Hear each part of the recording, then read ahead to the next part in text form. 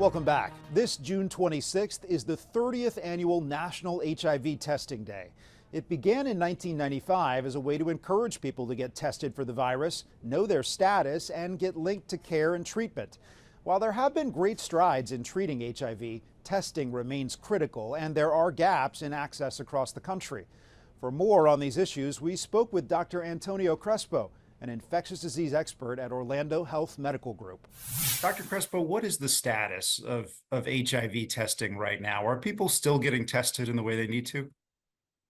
Yeah, I think that we have come a long way in terms of HIV testing, but there is still work to do. I think that there is definitely available in many communities, particularly here in the United States. There are some groups still that we need to do a better job. Some of the minorities.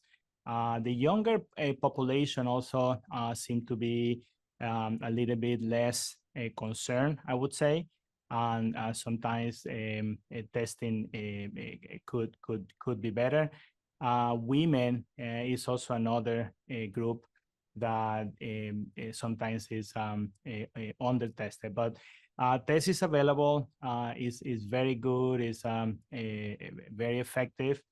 We need to continue to promote testing. You mentioned younger generations. Does the wider availability and adoption of PrEP medications change the way some people think about HIV testing? And is it still important to test even if you're on one of those medications? Absolutely. Actually, I think it's true. I think PrEP sometimes give people a false sense of security about acquiring HIV. It is important that if somebody is taking PrEP, we actually do routine testing depending on the type of medication. At least every 3 months, we do test, because if you acquire HIV while taking PrEP, there is a big risk of developing resistance right away since the beginning of the infection, and that is a bigger problem. Why is free testing an important public health tool? It increases access. Sometimes one of the reasons to not being tested is a lack of health insurance, for example. So people may not want to go and seek healthcare, and that may delay testing. So having these programs definitely increases the outreach to especially to many communities in need that sometimes, as I mentioned initially, some of them are the ones that still we're lagging in terms of testing. We know that the U.S. government's efforts to fight the HIV/AIDS crisis globally had been one of the big success stories in public health in recent decades. But with the cuts in Washington to USAID, some doctors are sounding the alarm that a lot of the progress that was seen could be reversed. What are you seeing? What are your concerns? I think that definitely could happen. I think that's a concern.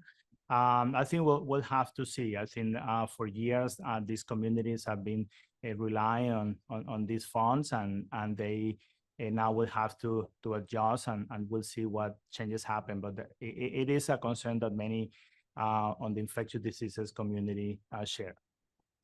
Dr. Antonio Crespo with Orlando Health Medical Group, thank you. Thank you. It's one of life's mysteries why some people can seem totally refreshed on just a few hours of sleep. A new study suggests that a gene mutation may be the explanation why for some 3 to 6 hours of shut-eye is enough. Dominic Garcia has details. Imagine getting only a few hours of sleep and being raring to go the next day. Truly find themselves going to bed, say at 10 p.m., waking up at, say, 3 in the morning, and they are wide awake and refreshed and ready for the day. We spoke to Dr. Temitayo Oybile-Chidi, Associate Professor in the Department of Neurology at UC Davis Health. She says they've known about genes associated with short sleep for some time. This is just the latest one.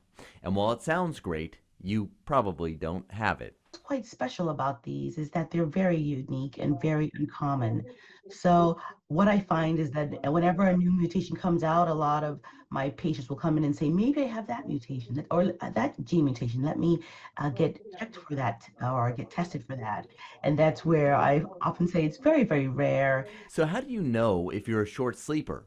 Well, you can get tested or just ask yourself, are you tired? If you find yourself, managing during the week on 2 to 3 hours or 2 to 4 hours of sleep, but then you end up on weekends sleeping in for 10 hours, you probably are not a short sleeper. So, make sleep a priority. Get a routine bedtime, no screens, and sleep in a cool room. Sure that you are actually getting a good amount of sleep and giving yourself enough time to get that 7 to 9 hours. Dominic Garcia, CBS News, Sacramento.